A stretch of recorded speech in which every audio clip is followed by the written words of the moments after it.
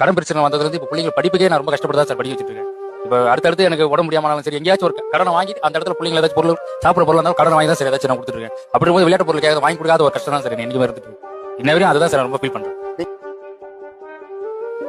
யாரெல்லாம் எங்க அப்பா அம்மா கேட்டவனே எனக்கு நோ சொல்லி வாங்கியே தர மாட்டேங்கிறாங்கன்னு யார் வந்து அப்போஸ் பண்றீங்க? எங்க அப்பா அம்மா வாங்கி தர மாட்டேங்க.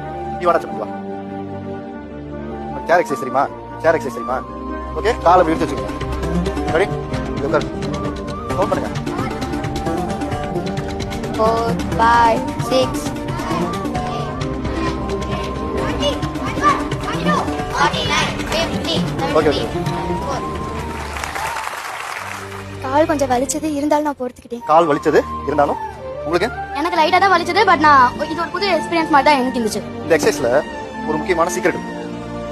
உங்களுக்கு அங்க உட்கார ஒரு சேர் போட்டுருந்தாங்களா? இங்க அதே மாதிரி வந்து சேர் இல்லாம உட்காரும்போது கஷ்டமா இருக்கா? லைட்டா இருக்கு. சேர் இல்லாம